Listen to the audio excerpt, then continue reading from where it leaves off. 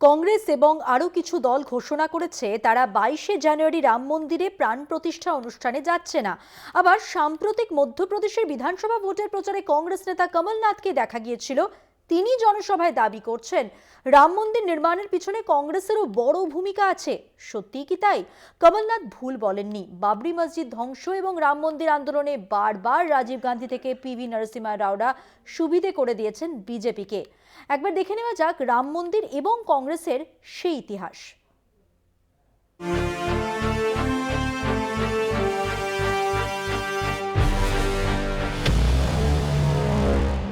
সোনিয়া ঘনিষ্ঠ প্রয়াত কংগ্রেস নেতা নরসিম্হা রাও, মন্ত্রিসভার সদস্য মাখনলাল ফতেদার তার দ্য চিনার লিভস বইয়ে লিখেছেন, বাবরি মসজিদ ধ্বংসের 18 দিন আগে 1992-এর 18 ডিসেম্বর তিনি কেন্দ্রীয় মন্ত্রিসভার বৈঠকে প্রধানমন্ত্রী নরসিম্হা রাওকে সতর্ক করে বলেছিলেন, একটা ষড়যন্ত্র হচ্ছে প্রাচীন ওই মসজিদ ধ্বংস করার। এ ব্যাপারে সংঘ পরিবারের সব পরিকল্পনা প্রস্তুত। ফতেদারের দাবি, তিনি নরসিম্হা রাওকে পরামর্শ দিয়েছিলেন, সময় থাকতে আপনি উত্তরপ্রদেশে কল্যাণ সিংয়ের বিজেপি সরকারকে বরখাস্ত করুন। 1992-এর 6ই ডিসেম্বর দিনটি ভালোই ভালোই কেটে গেলে তখন আবার বরখাস্তের নির্দেশ প্রত্যাহার করে নেবেন। 23শে নভেম্বর ন্যাশনাল ইন্টিগ্রেশন কাউন্সিলের বৈঠকে প্রধানমন্ত্রী নরসিম্হা রাওকে সর্বসম্মতভাবে ক্ষমতা দেওয়া হল বিতর্কিত সৌধ রক্ষায় সমস্ত ধরনের ব্যবস্থা গ্রহণের। 28শে নভেম্বর নরসিম্হা রাওয়ের নেতৃত্বে বসল ক্যাবিনেট কমিটি অন পলিটিক্যাল অ্যাফেয়ার্সের বৈঠক। সেখানে সিদ্ধান্ত হল উত্তরপ্রদেশ সরকারকে বরখাস্ত করা হবে। 6ই ডিসেম্বর শান্তিতে কেটে গেলে সেই নির্দেশ প্রত্যাহার করা হবে। কল্যাণ সিং সরকার ফের ক্ষমতায় ফিরবে, কিন্তু কোনো অজানা কারণে নরসিম্হা রাও সেই সিদ্ধান্ত কার্যকর করলেন না। 1992-এর 4 ডিসেম্বর সংসদ ভবনে কেন্দ্রীয় মন্ত্রিসভার বৈঠক বসল। কংগ্রেস নেতা ফতেদারের দাবি, তিনি প্রধানমন্ত্রীকে ফের অনুরোধ করলেন, দ্রুত ব্যবস্থা নিন, পরিস্থিতি হাতের বাইরে চলে যাচ্ছে।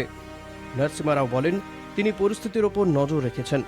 কংগ্রেস নেতা ফতেদার লিখছেন, 6ই ডিসেম্বর যখন সৌধ ধ্বংস করা হচ্ছে, তিনি স্বরাষ্ট্রমন্ত্রী এস.বি. চবন, স্বরাষ্ট্র সচিব, ক্যাবিনেট সচিব সবাইকে ফোন করেছিলেন। ফোন বেজে গিয়েছে, কেউ ফোন ধরেননি। এই বই প্রকাশিত হয়েছে 2015 সালে। এখনও কংগ্রেসের পক্ষ থেকে দাবি করা হয়নি যে এই সব তথ্য ভুল। ফতেদার তখন প্রধানমন্ত্রীকে বলেন, আপনি বিমান বাহিনীর সাহায্য নিয়ে ওই সৌধ রক্ষা করার ব্যবস্থা গ্রহণ করুন।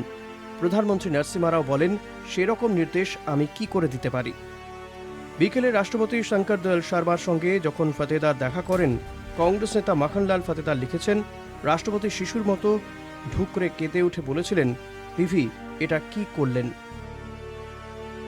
খোরপোশের অধিকারের দাবিতে নিজের বাড়ি থেকে বিতাড়িত বিবাহ বিচ্ছিন্না বৃদ্ধা শাহবানো সুপ্রিম কোর্ট পর্যন্ত পৌঁছানোর পর সুপ্রিম কোর্টের 5 সদস্যের বেঞ্চ শাহবানোর পক্ষে রায় দিয়ে বলেছিল, যদি কোনো পার্সোনাল লয়ের সঙ্গে সংবিধানের সংঘাত হয়, সেক্ষেত্রে সংবিধানের ধারাই প্রাধান্য পাবে। খোরপোশ তো দিতেই হবে শাহবানোকে। মামলা চালানোর খরচ বাবদ প্রাক্তন স্বামীকে দিতে হবে আরও 10,000 টাকা। এরপর বিভিন্ন মুসলিম ধর্মীয় প্রতিষ্ঠানের পক্ষ থেকে প্রতিবাদ শুরু হলো। সুপ্রিম কোর্টের রায়ের বিরুদ্ধে বেশ কয়েকটি বড় বড় জমায়েত হল ধর্মে হস্তক্ষেপের অভিযোগ এনে। শাহবানো প্রবল চাপের মুখে ভয় পেয়ে টিপসই দেওয়া এক বিবৃতিতে ঘোষণা করলেন, তিনি খোরপোশ নেবেন না। তিনিও মুসলিম পার্সোনাল ল বোর্ডের পক্ষে। 1985-র শেষের দিকে উত্তর ভারতের হিন্দি বলয়ে পরপর কয়েকটি উপনির্বাচনে হেরে গেল কংগ্রেস। ওইসব কেন্দ্রে যথেষ্ট সংখ্যক মুসলিম ভোটার ছিলেন।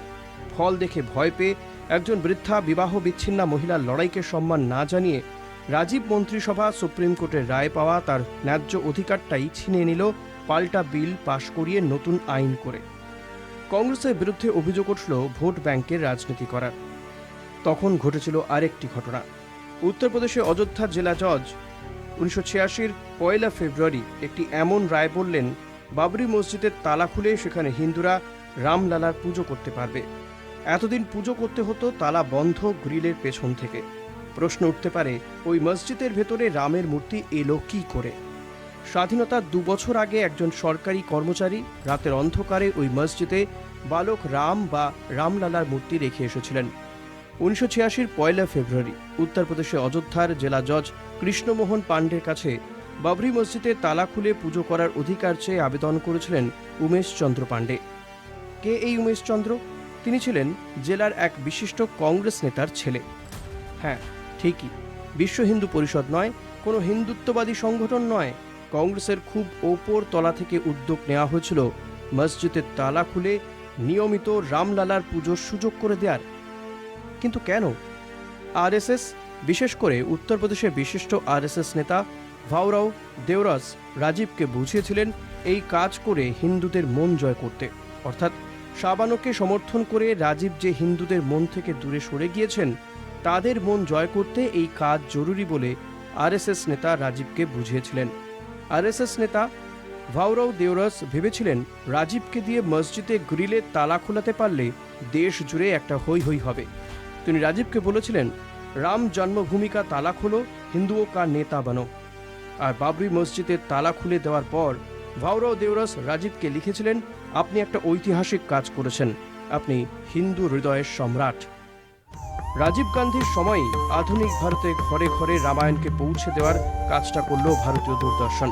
শুরু হয়েছিল 1987 জানুয়ারি মাসে, শেষ হয়েছিল 1988 জুলাই মাসে। মোট 78 এপিসোডের সিরিজ।